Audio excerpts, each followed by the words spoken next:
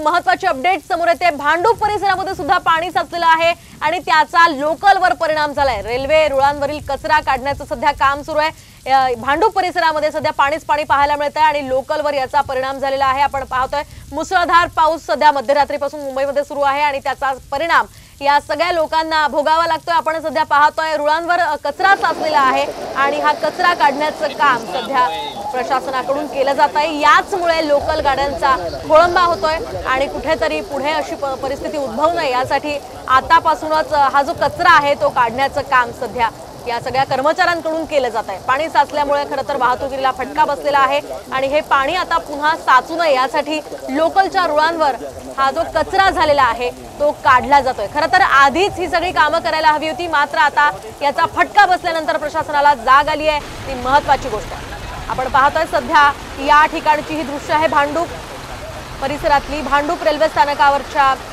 काही अंतरावर मोठ्या प्रमाणावर खरं तर रुळांवर कचरा साचलेला होता आणि त्यामुळे मोठ्या प्रमाणावर पाणी साचलेलं होतं आणि त्यामुळे आता हा कचरा काढण्याचं काम सध्या केलं जात आहे।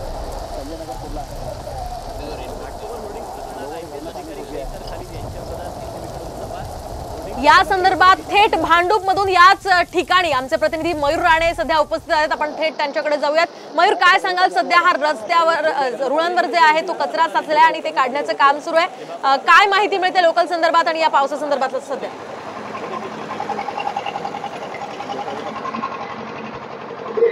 नक्कीच सकाळी जो मुसळधार पाऊस झाला होता त्याच्यामुळे रेल्वे सेवा आहे ती 1.5 ते 2 तास आहे ती ठप्प झाली होती। मात्र आता काही वेळापूर्वी रेल्वे सेवा चालू केली आहे। जे रेल्वे रुळावर आहे तो कचरा तो मोठ्या प्रमाणात झालेला होता, त्याच्यामुळेच का होईना ही रेल्वे सेवा जी आहे ती ठप्प झाली होती। 8 इंचाहून जास्त पाणी होते ते साचलेले होते। मात्र आता काही वेळापूर्वी अशी माहिती भेटते आहे की ते पाणी कमी करून 4 ते 3 इंचावरती आलेले आहे। आता मात्र रेल्वे सेवा चालू झाली आहे। मी आता आहे तुम्हाला हे दृश्य दाखवतो। मी आता आहे भांडूप मधील एलबीएस लगत असलेला हा जो विलेज रोड आहे, या विलेज रोड वरती आहे।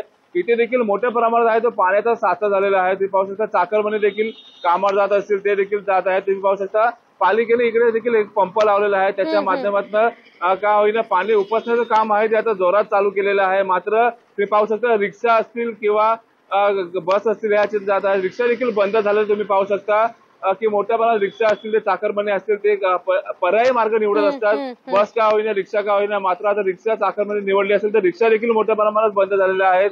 चाकरमानी देखील कामाच्या दिशेने निघाले। मात्र आता ट्रेनचा फटका असेल किंवा जे रोडवरतील जे पब्लिक ट्रान्सपोर्ट असेल त्याला देखील मोठ्या प्रमाणात फटका आपल्याला पाहायला मिळते। चाकरमानी देखील आता काही चाकरमानी आता घरच्या दिशेने म्हणजे कामावर न जाता घरच्या दिशेने निघालेले आपल्याला पाहायला मिळत आहेत।